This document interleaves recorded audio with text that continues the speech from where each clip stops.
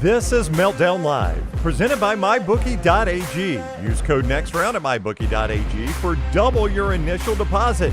You sign on to make a deposit, they double it with code NEXTROUND at MyBookie.ag.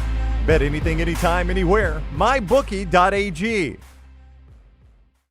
This is the Meltdown, as you just heard right there from our good friend Ryan Brown introducing the show. We don't give him enough credit for his voiceover work, and we greatly appreciate his assistance in getting us on the air every single day. I am Tim Melton. Across the Culver studio for me is the one and only Tyler Lionel Johns. Tyler, it is us, the dynamic duo, bringing the show home today, and I hope that you're excited about that. Yep. Always excited when it's just me and my boy running the show today. We can just get into the nitty-gritty, all the nerdy little details that we can't get into when EG's in the room because she scowls at us. Well, that is correct. She has judging eyes, but we have an open slate here to talk about one of my favorite movies of all time that turns 20 years old this week. That is a shock to my senses and probably a shock to a lot of other people. So we're going to be doing a deep dive here on a film that I absolutely cherish. But first, I want to tell you about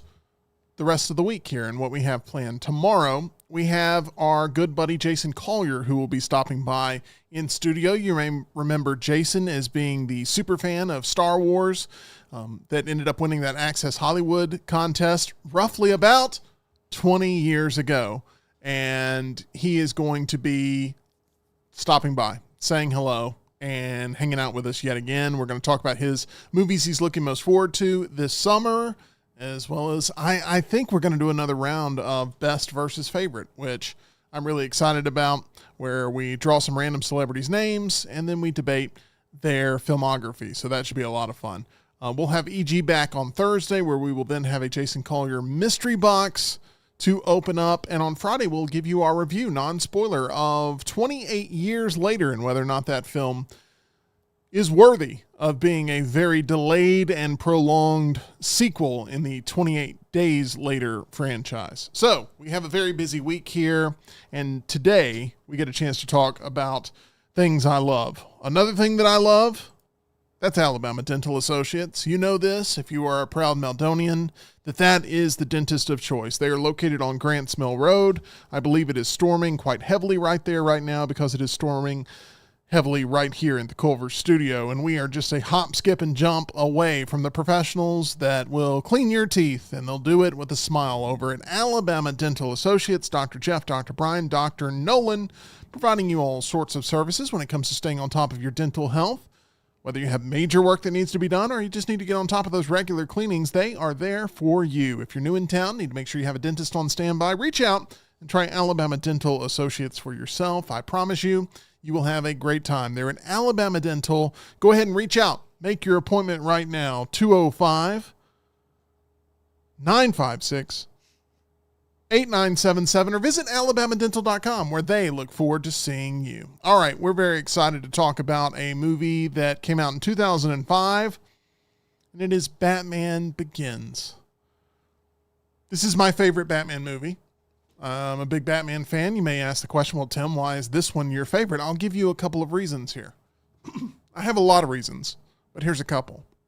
It's the only Batman movie where Batman is more important than the villains of the story. This is the only Batman movie that I know of where Batman is more important than the villains of the story, minus maybe The Batman with Matt Reeves. That was the one I was going to bring up because I was going to say I feel like Bruce taking on that role and trying to balance those areas of his life and his new responsibilities, what it all means, how his parents are connected to it all. Batman plays a very big portion, big role in The Batman. I mean, and the movie is called The Batman. Yes. I mean, what else more do you want? But the problem is the sequel now is stuck in production hell. So James Gunn gave a little bit of an update on that. Give me what you got. A little flash aside to early in the week. So James Gunn mentioned, wow. It is really storming. Man, I hope the building doesn't come down.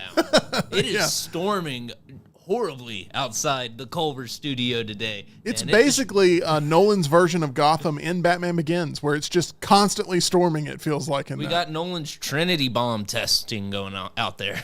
There you go. They got that as well. But what was I saying? You were talking about the release date, potentially, the production notes that James Gunn was giving about the Batman sequel. Thank you. People have been asking, will James Gunn just fold over the Robert Pattinson Batman into the DCU? And he was asked that once again recently.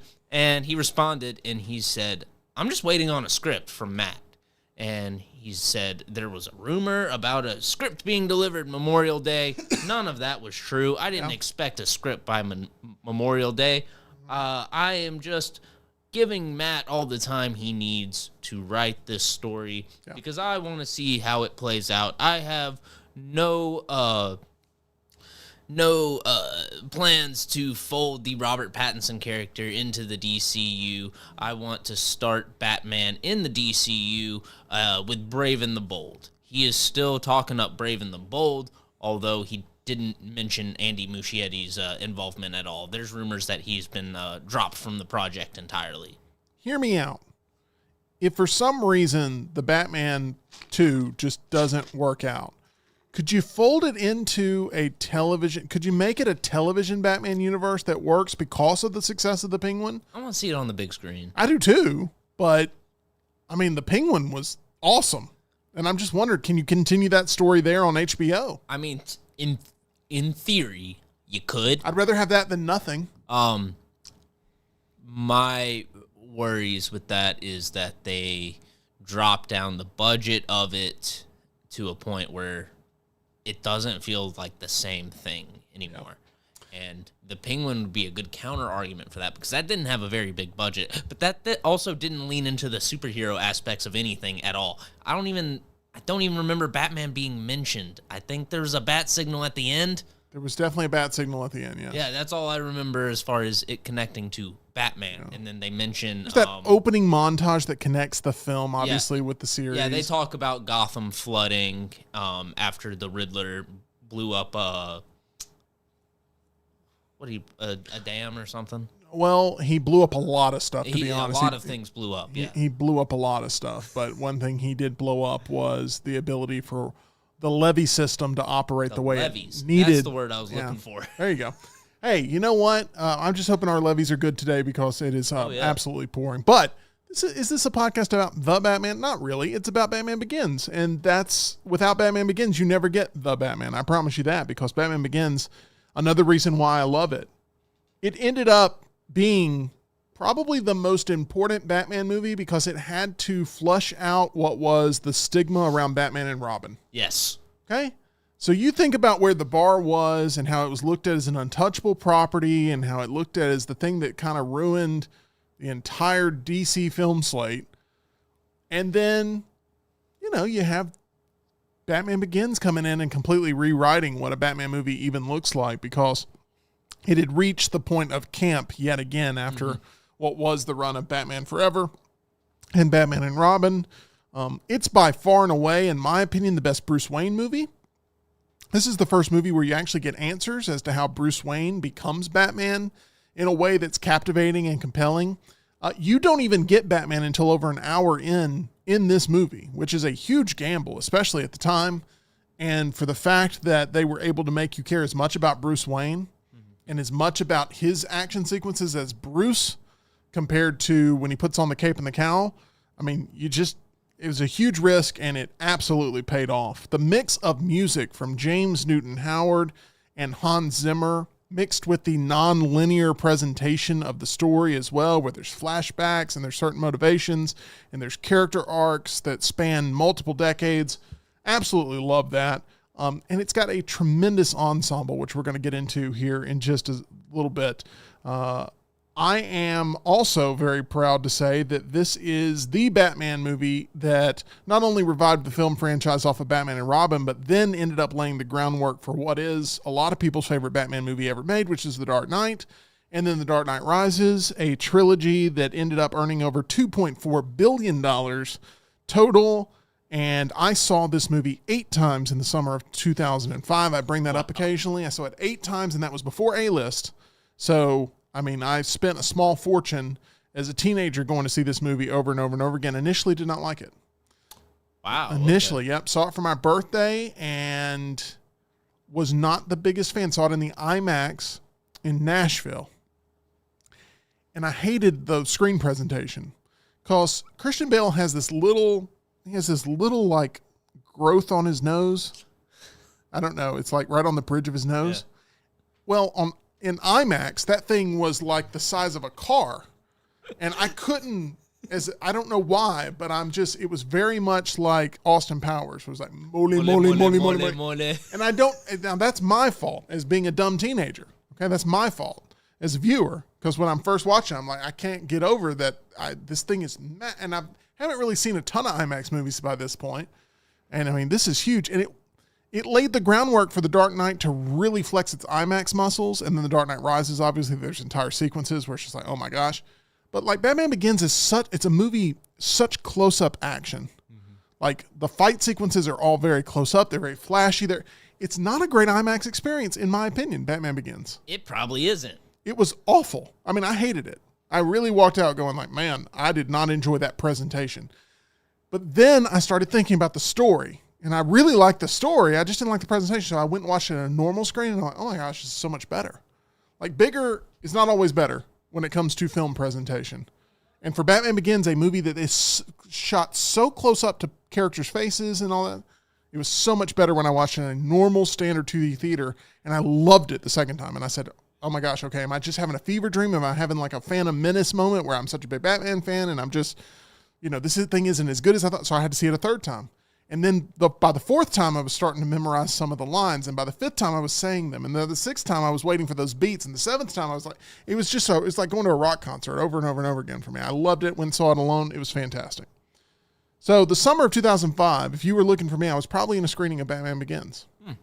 It was a movie that literally changed my perception of what filmmaking could be, especially in the superhero genre. The X-Men movies were great. I loved them. The Spider-Man movies were great. I loved them.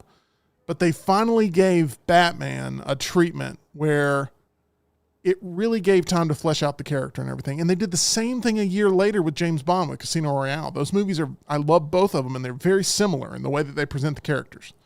So I'm a big fan of it. Do you remember your first time seeing Batman Begins? It obviously would have been at home, I would assume. Yes, this was at home because, a 6-year-old can't walk into Batman Begins. That's a little too dark for the time. So I watched this at home. I picked up a Blu-ray of it at Walmart one day, and I was just like, I've been reading more comics lately, and I hadn't seen Batman Begins. I think this might have been around the time of The Dark Knight's release, and everybody was so hyped up on that release. So I picked up the Blu-ray, and I watched it at home, and I was just like, dang, that might be like one of the best movies I've ever seen. I think I'm a Batman fan now because, before that we just had, if you wanted to talk about good Batman, you got the Tim Burton movies. Yeah. And then you got the animated series. Absolutely. You have the animated series, yeah. And that's about it. That was about it.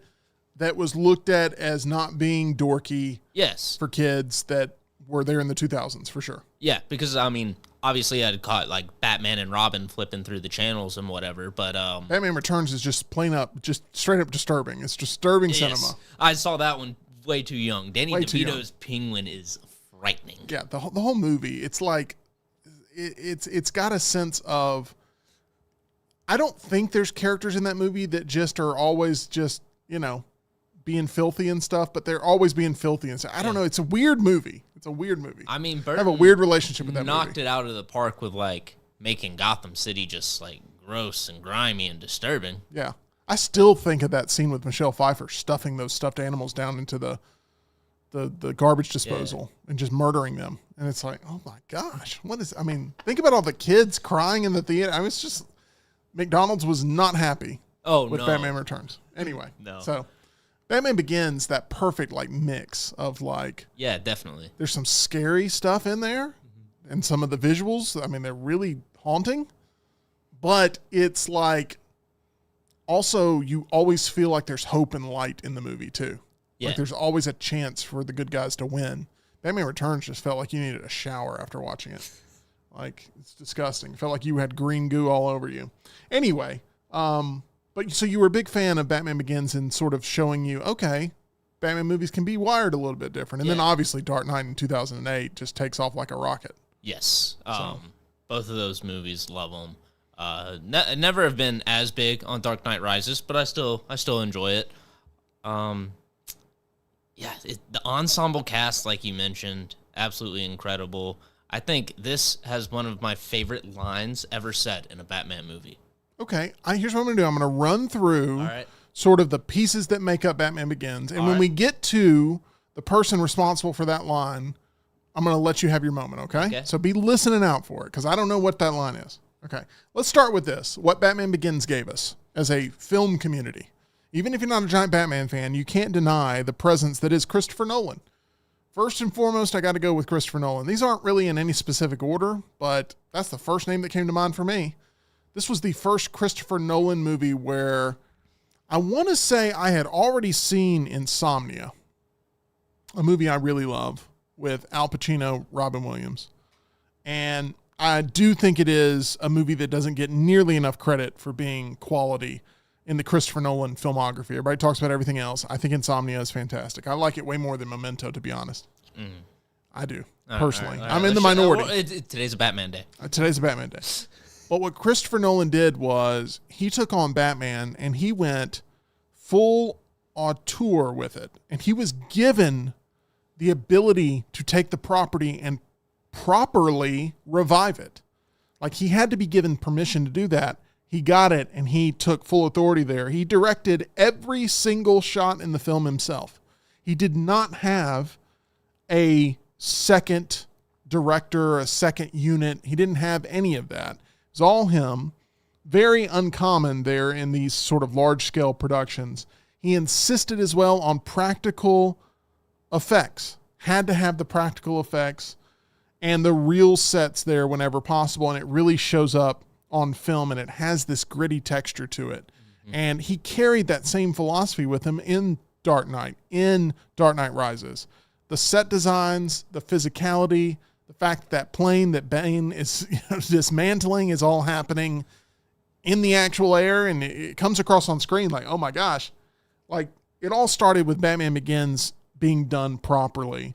And he built this Gotham City with a massive set at Cardington Airship Hangars in Bedfordshire, England. And it really paid off, the insistence on the production design being worthy of the weight of the character. And what Christopher Nolan did in cementing himself as a director that 20 years later would be looked at as the top of his class. There is no director right now that gets more top billing than a Christopher Nolan film, a Christopher Nolan production, a Christopher Nolan epic. He is at the top of his class, to the point where other filmmakers that are having huge hits are reaching out to Christopher Nolan to figure out how they're going to tackle their projects. And that's what you're seeing. And I am a Christopher Nolan fanboy, admittedly. It might have already been reported, but I wouldn't be surprised if Denis Villeneuve has reached out to Nolan and like, I need some help with Dune. Dude, they're fast friends. I believe it. They work really well together. And Christopher Nolan gives back to all of these aspiring filmmakers that want to be better at what they do. I think of Ryan Coogler with Sinners. He literally put in the thanks in the credits to Christopher Nolan. Yes. Like, he wanted to know everything he possibly could about IMAX cameras and how to shoot with them and everything. Christopher Nolan. Well, Nolan, like, popularized... he was really the first one to do it outside of, like, nature documentaries, filming, like, entire sequences in IMAX. Correct. I mean, like, he was the person that walked so everybody else could run. And you're seeing that today with so many fans. I still think Nolan ran pretty fast. He did. But, you know, there was no surefire thing about Nolan in this position. And, you know, not the biggest comic book fan, but took it back to the comics. This reeks of Batman Year One. If you are a comic book reader, 1,000%. 1,000%. And there's going to be some things I'll point out with that. Number 2, Christian Bale. Okay. Batman for a long time was looked at as being Michael Keaton, Adam West, those two guys. It was like, which flavor do you like more?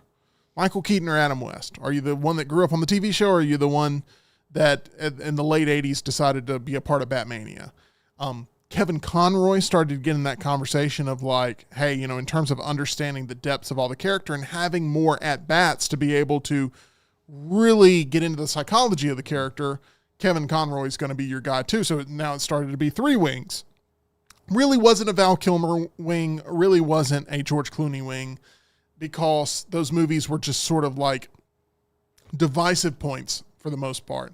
The fact that Val Kilmer only got one at bat, and the fact that George Clooney was a part of the worst Batman production of all time. So Are you saying if he had more chances, he'd be better? Val Kilmer? No, Clooney. It couldn't be worse. That's true. I don't think it could be worse. He also, like Kilmer, only had the one shot. Yeah, it really wasn't his fault. He was in a horrible movie, but, Val Kilmer, the best thing he did for his reputation was not come back for Batman and Robin. Yeah. Anyway, regardless of whether it was Keaton, West, or Conroy was your guy, regardless, Christian Bale's probably in your top two. He's probably he's either your silver medalist or your gold medalist in most debates, right? I think Michael Keaton's number one. For me, Christian Bale's probably number two. I'm probably there with Christian Bale number two.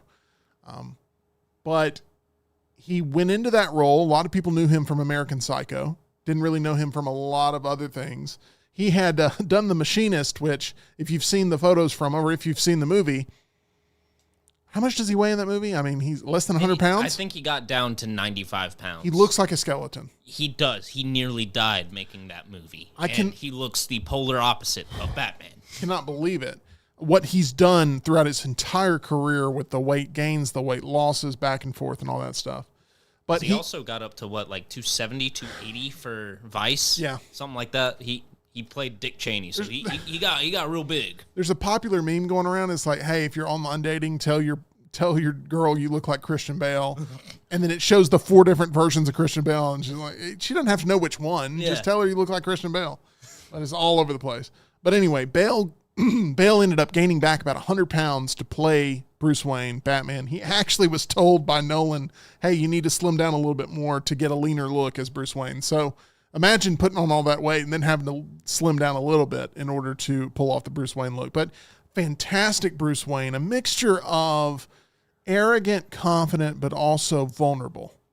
Like, he had to be all of those. At certain times, he had to be cocky walking into a boardroom. At other times, he had to be completely emotionally connected to other people in the scenes that knew him best.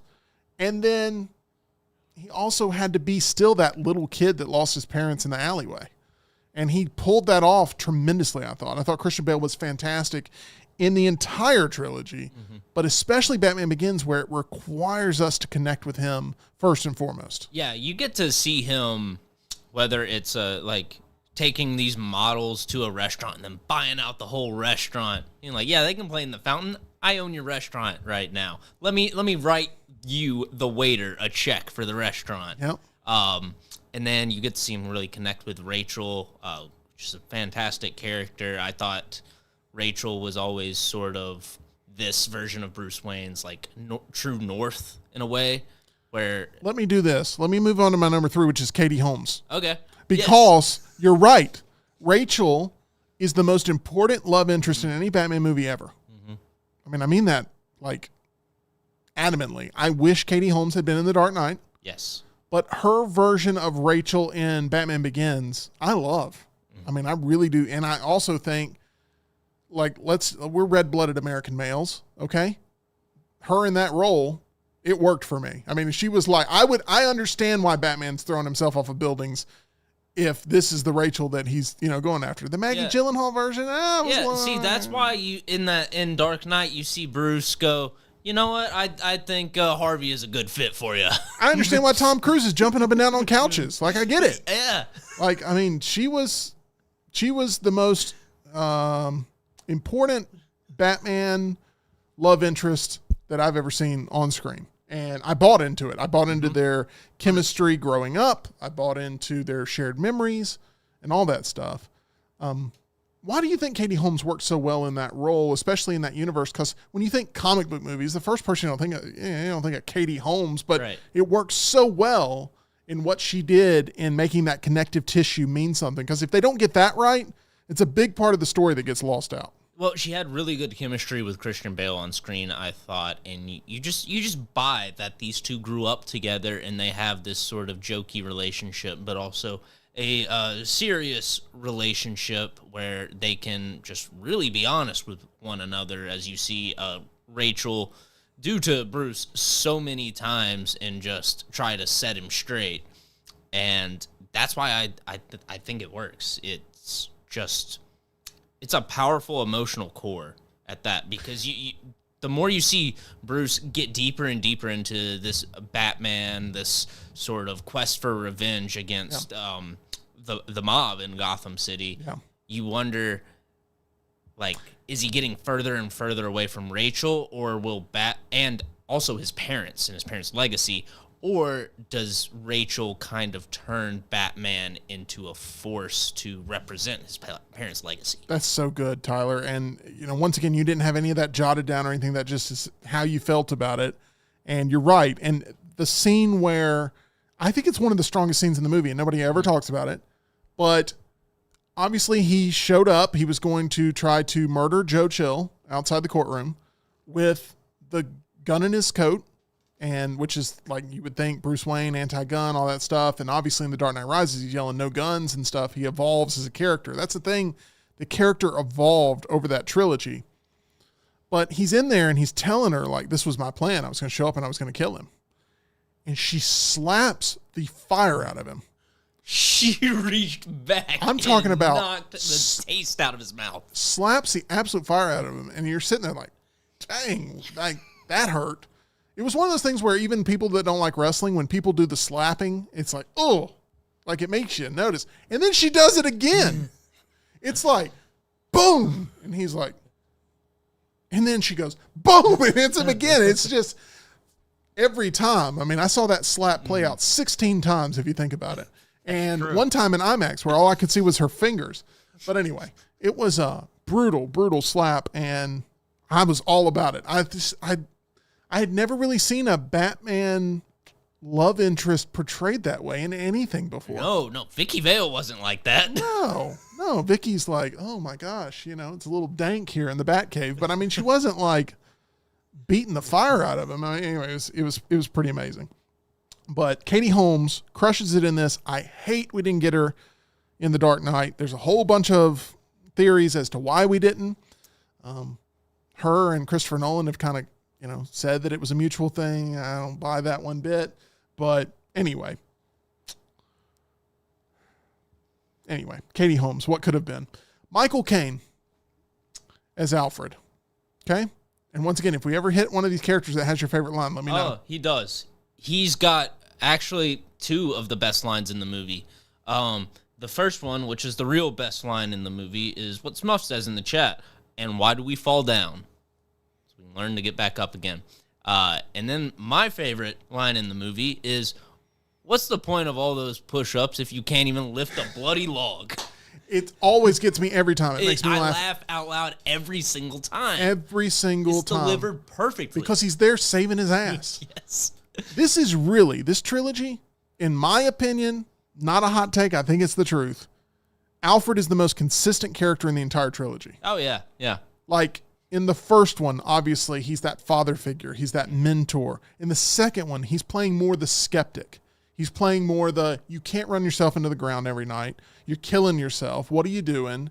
And also, by the way, if you're going to really defeat the Joker, you got to realize, like, there is no objective that he has other than mass chaos and terror. And, he delivers one of the best monologues in the whole thing. Some men just want to watch the world burn. Like, that line right there describes the entire Dark Knight. And then in The Dark Knight Rises, how does the movie end? It ends with Alfred going to the cafe and seeing Bruce finally happy and fulfilled as a man, first and foremost. It's an Alfred trilogy, and they get it perfect. Michael Caine gets it perfect. Yes. I mean, and I love what we get with Alfred in the other 4 movies, in the Burton and Schumacher movies. That's one of the things that ties those movies together, is you get a strong Alfred performance there. I still think what Michael Caine does in fleshing out that character and being so emotionally connected to the story that makes you more emotionally connected to it, it's his trilogy. It really is. I mean, he's the emotional weight of the trilogy. Absolutely, absolutely. Outside of Rachel, which is kind of like provides that sort of moral compass for Bruce in a way, Alfred is his emotional rock, and also just sort of almost a reflection of like how things are actually going compared to how you, the audience, think they're going in the terms of the life of Bruce Batman. Yeah, that balance. Yeah, because Alfred is just off on the sidelines this whole time, watching this kid that he raised throw himself into mortal danger every single night and objectively just like going insane. There's no point at which you could say that Alfred's just sitting there thinking like, oh yeah, everything looks to be fine. No, he's worried that Bruce is completely spiraling out of control. Alfred is the father figure that has no authority over what ultimately is chosen by Bruce. Whatever he says goes, because it's a butler relationship. And, you know, while he is a father figure, he has to live with the decisions that Bruce ultimately makes, which is why in Dark Knight Rises, I think it is so powerful when he leaves and goes, I can't sit around and watch you do this. I can't sit around and watch you kill yourself. I've buried enough Waynes in my life. I'm not going to bury you. And it's super powerful every time. That's actually my favorite part of The Dark Knight Rises, is Alfred's relationship with Bruce in that movie. And I think that because they lay that groundwork throughout the movie and then he disappears, when he comes back and you get that emotional send-off, I think it works very, very well. So, Michael Caine crushes it as Alfred. Absolutely. It makes me get emotional when I see him with young Bruce. I think they cast young Bruce really well in this too. And when he says he's scared and it's the funeral and it's the pouring down rain and he consoles that young boy, you do feel like that connection is still what is being done when Christian Bale pops up on screen. It's amazing, really, what they do. Gary Oldman. Back to what you said, the casting of young Bruce absolutely nailed it. And then you've got another scene of Gary Oldman consoling young Bruce, putting the jacket on him after his parents get murdered. Love it. I love the callback in Dark Knight Rises when he's in the Bat and he's about to take off and he's telling him, like, without telling him, hey, I'm Bruce Wayne. He tells him, I was a young boy who you put a coat on their shoulders, and that's exactly what that kid needed at that point, and that's why you're a hero. And then it sort of connects with him while he's flying off, that's exactly who he was. But Gary Oldman, I mean, I talked about Batman Year One. Gary Oldman's Gordon is lifted right out of Batman Year One for the best. And he's a lieutenant at this point. He's working his way up. And it's kind of hokey looking back at it now, but when he breaks in and he's got like the ski mask on, Bruce does, and he's like got a stapler to the back of Gordon's head and he's like telling him where to investigate and stuff. That scene maybe doesn't look visually that appealing, but it's so important in laying the groundwork of what you eventually get in Dark Knight Rises, where he has to do it again and break into the hospital and meet with Gordon. But Gary Oldman, who had been known for that time of playing so many villainous characters, so many awful people, Dracula, Air Force One. Goes nuts in Dracula, too. He went absolutely insane. Like, there's stories of him partying with Slash during the production of that movie, and then you add in, like, all the practical effects and makeup they used for, like, the Bat Drac and the Wolf Drac. Dude was off the rocker. And he gets cast against type, where he plays, like, this very straight-laced, gumshoe family man, just trying to make it in a corrupt world. And it works perfect. When he's driving the Batmobile around and he's like excited because he's achieving things, I'm rooting for him. I mean, it's a great, and you round out that ensemble of people that support Batman with Morgan Freeman, who, oh, by the way, kills it as Lucius Fox in this. I mean, crushes Final note on Gary Oldman. He looks exactly like Commissioner Gordon. He does. In pretty much every depiction of him, It's an older guy, glasses, graying hair, and a big old mustache. It's fantastic. Like Yep. you know he's drank a lot of cups of coffee. Oh yeah. And he's worked a lot of cases that end up with dead ends, but he's not going to stop trying. And you buy that on screen, and it's rich.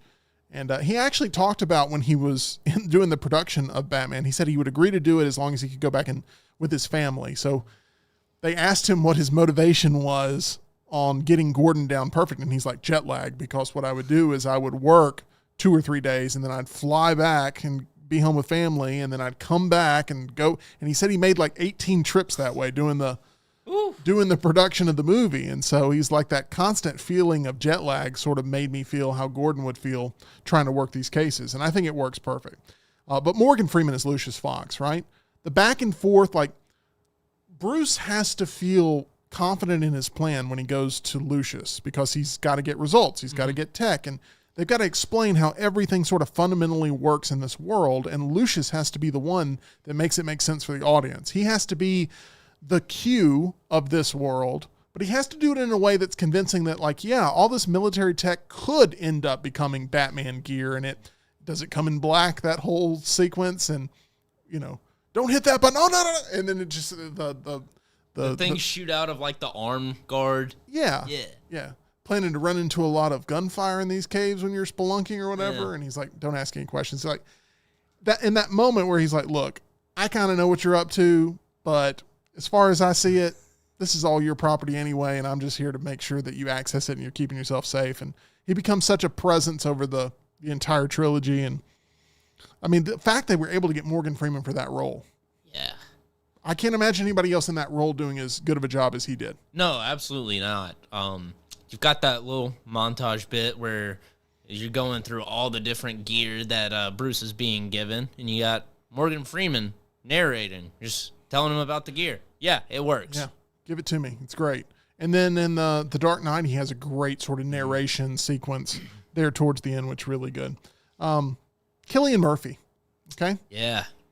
As Scarecrow. This is before, obviously, he reaches the point where he's at now, which is probably, right now he's at the height of his career because we haven't really seen him post-Oscar what he plans to do big time here. I know he's going to be in the Peaky Blinders movie that's supposed to be releasing in the next year or two, but I don't know about outside of that. He's going to show back up in the 28 Days Later franchise, just reportedly not in this movie.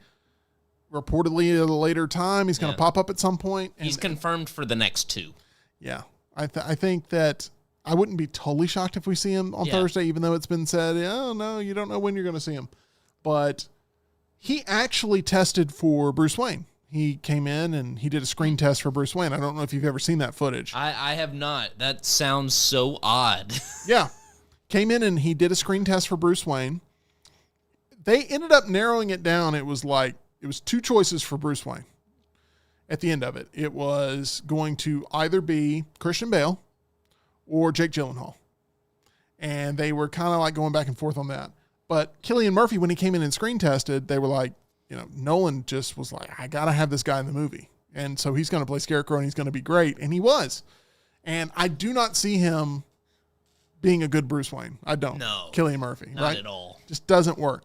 But as that Jonathan Crane, always got some experiment going on there at Arkham, which, by the way, this thing brings in Arkham Asylum in a way that we've never seen before in a Batman movie.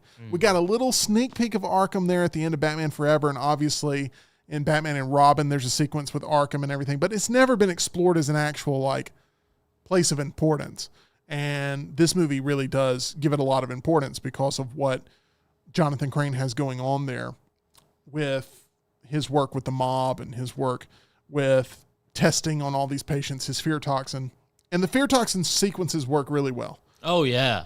The Nightmare Batman, which I've got down here, Fear Gas Batman, I've got down here as a Funko Pop. I'm not going to waste my time to go get it. But, it's the scene where he's like, it's all black and he's like dripping black goo out of his mouth while he's intimidating Crane when the fear toxin gets used on him. All good stuff. And the sequences where he's on horseback and, the horse is like breathing fire and stuff. I mean, it looks incredible. Oh, yeah. Just not in IMAX. See it on a normal screen, but it's good. Cillian Murphy, right now, he's really had an evolution in terms of marketability, where he's become a bigger star now, but he's always had sort of the acting chops. How excited are you to see what he does with the remainder of his career, Cillian Murphy? Very excited. I mean, Oppenheimer was absolutely incredible.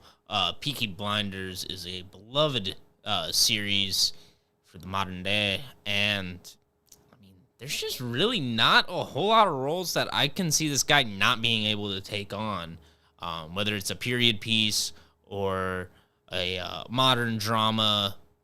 You know, I could even see him as the villain in a Die Hard-esque movie. Yeah. Yeah, like, there's not that many roles I couldn't see Cillian Murphy taking. I think the people who don't already know his name will very soon. Absolutely. It feels like he was everywhere for Oppenheimer. Oh, yeah. And obviously Peaky Blinders, like you pointed out, was such a huge hit. You know, Liam Neeson in this movie, too. Yep. And obviously Ducard is how we are introduced to Liam Neeson. On set, it was supposed to be very under wraps. Now, how do you pronounce your name again? Is it Raz Al Ghul? Mr. Raz Al Ghul. There you go. You do it way better. But, yeah, him running the League of Shadows. This was before Taken. This is before, obviously, The Naked Gun, which we're getting now, which is a very different version of Liam Neeson, which we talked about yesterday. Before Ted. This is before Ted. This is before he became a oversaturated action star. Yeah, that's a good way to put it. He was coming off of a big movie like Phantom Menace that had come out 5 years earlier. And here he was again in a Batman movie, and it made sense with him in there. I'm trying to think about, there was a second person. Yeah, I know who it is now.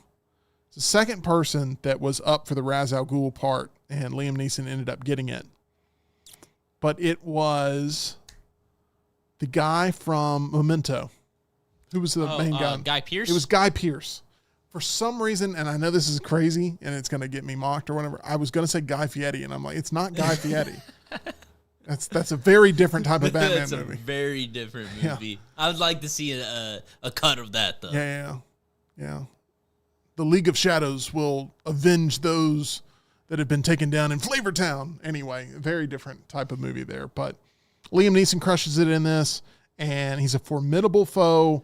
The fight feels personal. It feels deeply personal when he's out there on the ice training Bruce, and he's like, you know, you've for years thought it was your fault, and it wasn't your fault. It was your father's fault. And you see the intensity sort of build up, and he takes the bait, and then all of a sudden he's teaching him some stuff about mind your surroundings. Right, exactly. About how to keep his chest warm and everything. It's very good stuff there from Liam Neeson. There's one scene in this movie I don't like, and that is when Liam Neeson is falling down the hill and Christian Bale jumps to go save him, and he grabs him and he hooks his arm and he like hangs over the cliff with him.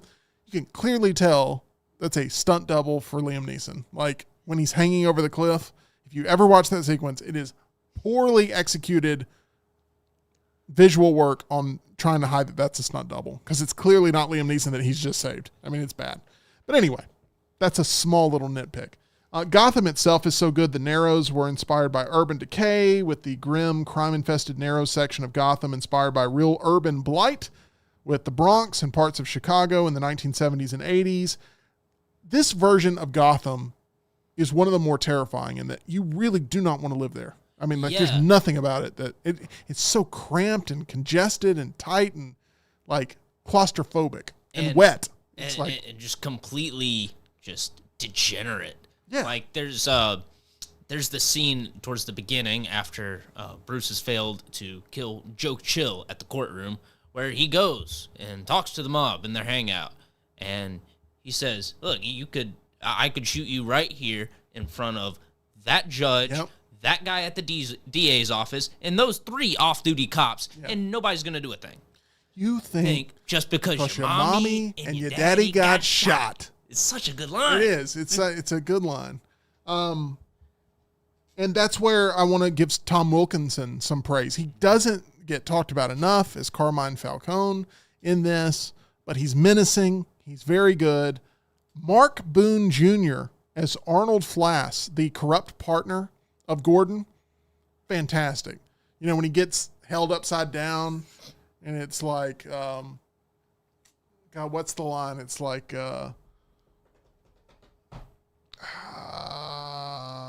was that the, I swear to God, swear to me. Yeah, that's what I'm looking for. Thank you very much, Tyler. I appreciate that. Swear to me. And then he drops, whoa, and then lifts him back up. Anyway, it's good stuff. I love the, when he's like going to the falafel stand and he's such a jerk. And he like goes in the tip jar and like takes a couple of dollars out of the tip jar and hands it to the guy to pay for his falafel.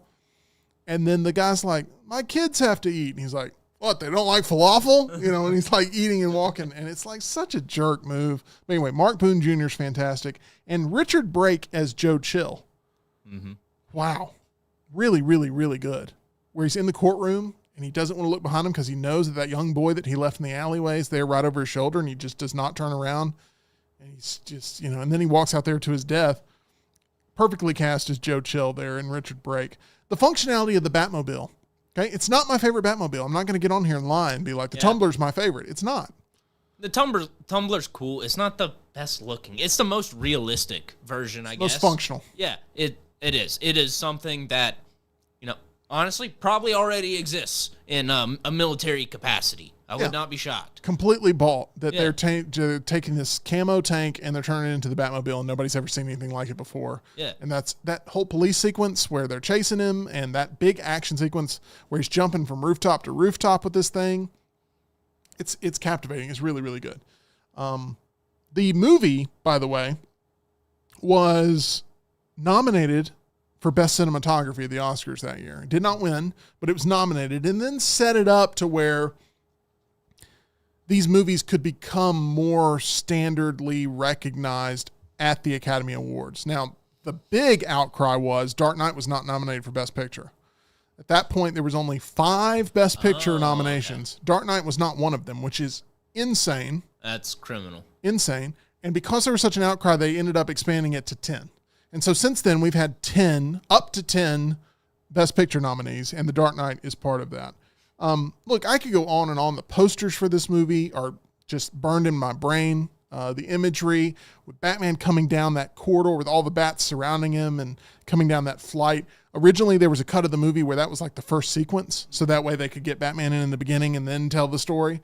But they decided, you know what, we're going to wait. Yeah, I think that's the right move. I've never particularly liked when movies are like, oh man, I'm not sure if we can really hook audiences in at the beginning. Let's start with the interesting part of the story and then go back and work our way forward again. I just don't like that technique. Because this movie took its time, you got the payoff of The Dark Knight. And I'm telling you, the best 1-2 movie combo that I can come up with is Batman Begins immediately followed by The Dark Knight, because Batman Begins ends perfectly. And they say, and I believe them, they say they had no idea if they'd be making a sequel, but it's just the perfect way to wrap up the story. It leads in with It leads in with Gordon handing Batman a Joker card and saying, "We got a new guy out there. Yeah, he seems to have a flair for the dramatic, like you." David S. Goyer, who wrote this movie, which is once again my favorite comic book movie of all time, but also one of my least favorite of all time is Man of Steel. He also wrote that, so he's batting 500 or whatever it is. Thank you, Ush, if you can give me the numbers on that from a baseball perspective. I believe that is 500. I believe that is correct. I think he's batting 500 in that. But he also did all the Blade movies. He wrote all the Blade movies. Oh, so there we go. They turned to a trusted pen there. But it's about escalation is what he said.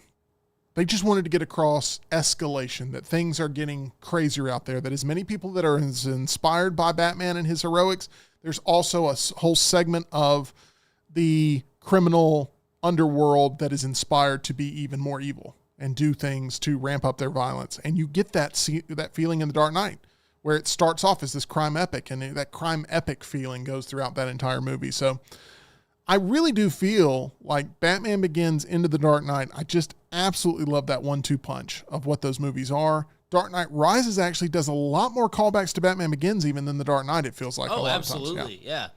With Ducard / Ra's al Ghul. And, I have a love-hate relationship with Dark Knight Rises for a bunch of different reasons. I don't like the fact that they made Bane League of Shadows. I don't like that take on the character. I have no problem with that, other than the fact that Bane, who's been this menacing force the entire time, I mean, freaking punching through walls and missing and punching the wall again because he's angry he punched the wall the first time. They get Bane so right for so long in the film, and then they just pew pew, and he just spews off, and then that's it. That's all you get. That's the conclusion. It could have been really epic. Well, doesn't he get his mask ripped off too? Or does that happen first? I forget. He does get his mask ripped, broken. Broken, yeah. But it gets repaired. Oh. Yeah, it gets repaired, and he's sort of like holding down the fort when Catwoman comes in and see, my problem with Dark Knight Rises is every time I want to rewatch it, I end up just rewatching the airplane scene and going, all right, I'm good now. Yeah, that's pretty much, there's a lot about Dark Knight Rises I like and a lot I don't like. Lynn Powell in that movie randomly as the Wall Street guy. But anyway, the trilogy I really like overall, but Batman Begins and Dark Knight, for me, it goes right in that order. Batman Begins, Dark Knight, and then Dark Knight Rises a distant third. But what do you think about the Batman Nolan trilogy as Batman Begins celebrates 20 years of having been around, and the movie still holds up so well? There's so many deep layers to it, so many different elements, so many iconic shots, and that movie at the time didn't get the praise that it deserved, but because of what it resulted in, I think we can all look back and appreciate what Batman Begins did for superhero cinema. Let us know. Tyler, if there's any comments you want to throw out there from the live chat today, we appreciate all of those who have been a part of the conversation. I do want to remind everybody about our title sponsor. That's MyBookie at mybookie.ag. You can bet on anything, anywhere, anytime. They're at mybookie.ag. Go visit them. Use promo code NEXTROUND for that first-time deposit bonus. Tyler, final words. Smuff with quite possibly the funniest comment of the day. Actually, scratch that. I'm just going to call it the funniest comment of the day. It's great. He says, Batman didn't realize Gordon's partner is a member of a violent motorcycle gang. Yeah, that's Sons true. of Anarchy there. Yep. A little reference. Bobby That works. Elvis. That works. All right, good stuff there. Will we ever see Jake Gyllenhaal in the Batman universe? I don't know. I do hope so, but what could have been with Batman Begins, how it would have changed everything. Do you think that sort of potential could be soured because he's already been Mysterio for the MCU? Or do you think DC is more willing to be like, yeah, let's pick off some of Marvel's talent that they've used? They will literally pick off talent for sure. But is Jake Gyllenhaal a legitimate contender for Brave and the Bold? Is that that's what it is? Yeah. Yeah, I think so. I would like to see it. I think so. I think he's a serious contender. I think Jake Gyllenhaal is... I think he's at a point in his life and career where, like, I could buy him as both a mentor and also a somewhat younger Batman. Like, well, not younger Batman, but younger in the sense that he is not old man Bruce Wayne Batman from in his Batman prime. Beyond. Yes, Batman in his prime. Batman. Yeah. I think Pattinson, right? He's getting a raw deal from the delay. He really is. Because there's a lot of runway there. And they did so much. They did with the Batman what they did with Batman Begins, which is they set up the world. They made you live in Gotham for a hot minute. They made you understand that it's not just goofy villain. It's corruption. It's crime in the streets. It's thugs around every corner. And the city is just rotten to the core. That opening monologue. See, I feel like the best part of The Batman is the first 10 minutes where he's giving that whole monologue about how the city views him and how he views the city. Mm-hmm. And that Can't Fight City Halloween song is playing in the background that is just epic and great. And obviously with it being on Halloween night and everybody dressed up, it's very eerie, and I think that's actually the strongest part of that movie. And I want to see more of that mentality given to the second film.